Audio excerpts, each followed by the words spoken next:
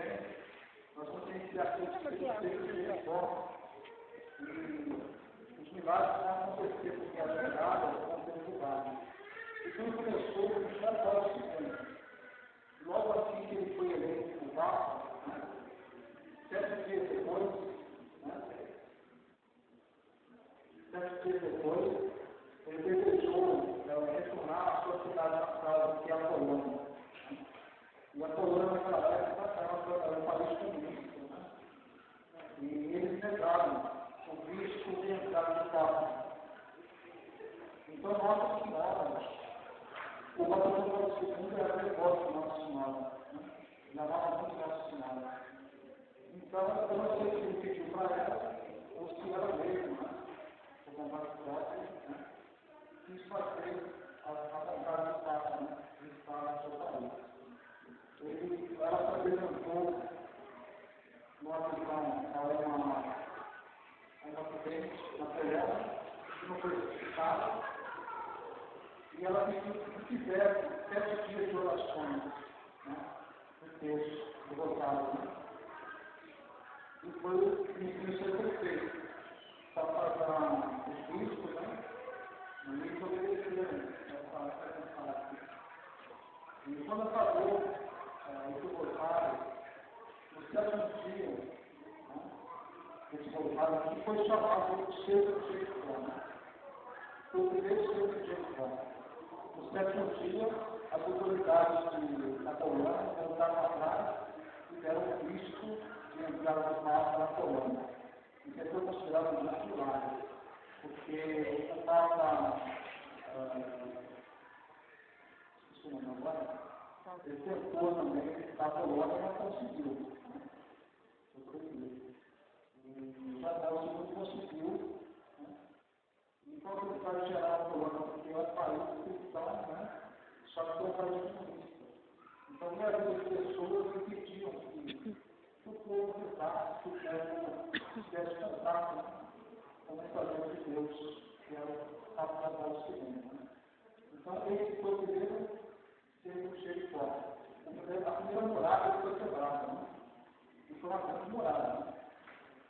E o segundo foi desmatado também. Nós sabemos que ele sofreu um atentado, e foi realizado novamente esse texto de Jericó. E ele se restabeleceu rapidamente. E nossa morada foi quebrada novamente.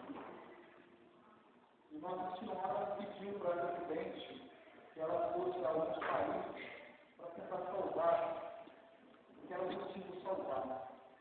Porque muita coisa está se perdendo agora, por causa de fé, por causa de religião, por causa de amor a Deus.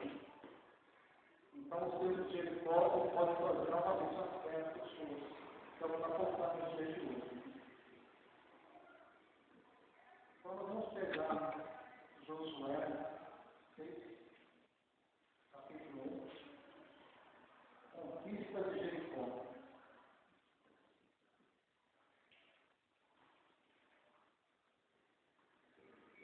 Jericó, cidade morada, tinha se fechado diante dos israelitas, e ninguém saía dela, nem podia entrar. O Senhor disse a Josué: Vê, entreguei-te Jericó, teu rei e seus valentes guerreiros. Faz vossa cidade, todos os homens de guerra. Contornai toda a cidade uma vez. Assim farás durante 6 dias. 7 sacerdotes, tocando 7 trombetas, irão adiante da arca. No 7º dia, farei 7 voltas da cidade, tocando os sacerdotes a trombeta.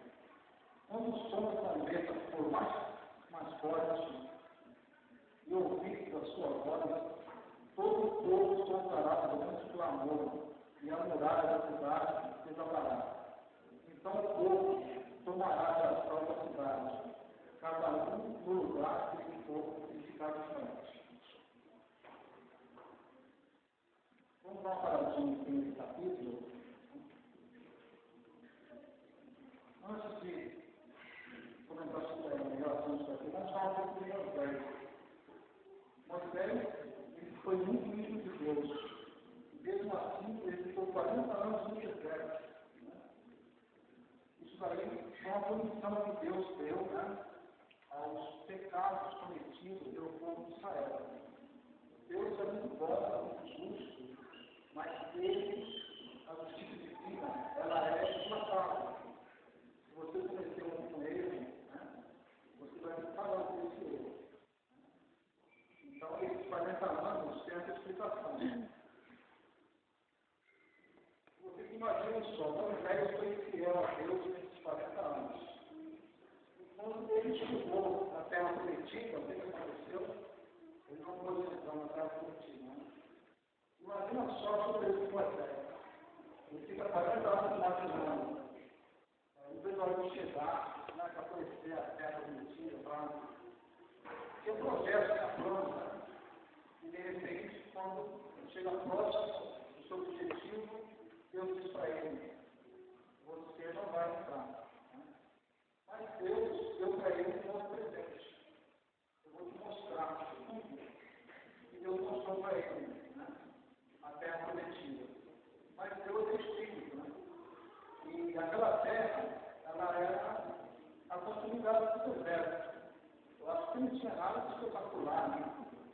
Acabava o deserto e começava aquele território que Deus prometera aos pais, aquele pessoal, né?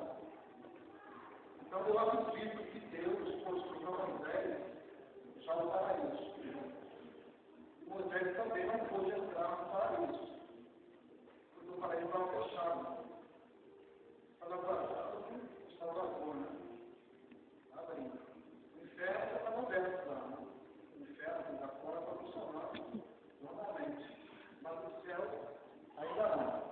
Depois que Jesus veio e cumpriu a promessa de Deus, né, ele entrou no paraíso com todos aqueles santos que ficaram aguardando, né, não se estava do céu, né, vamos dizer, né, levou todos aqueles, e aí sim, aí Moisés recebeu a recompensa digna, que ele merecia, né, depois de ser fiel a Deus por 40 anos.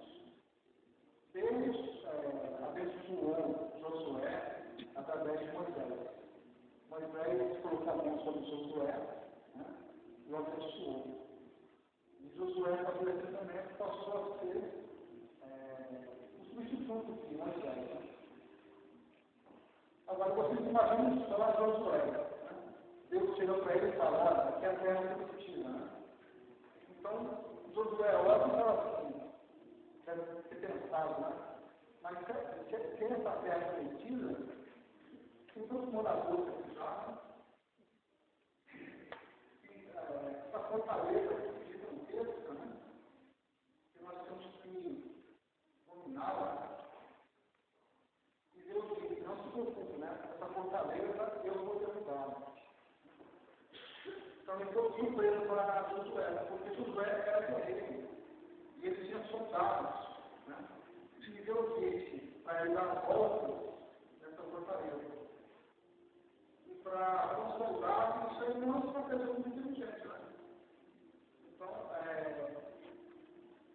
o que Deus pensa é diferente do nosso pensamento. Deus pensa de uma forma, ou pensa de outra forma.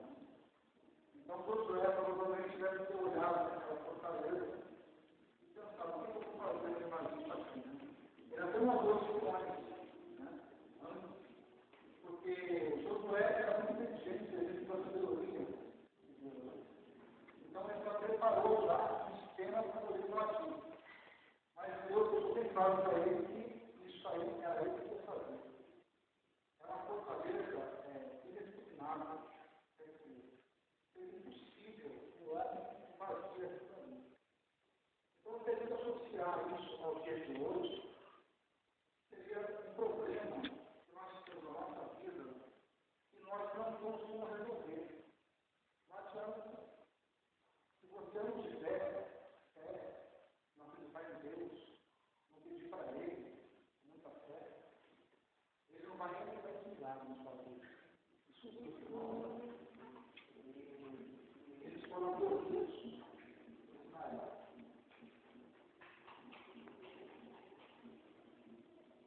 Nós temos aqui dois desfilações, né?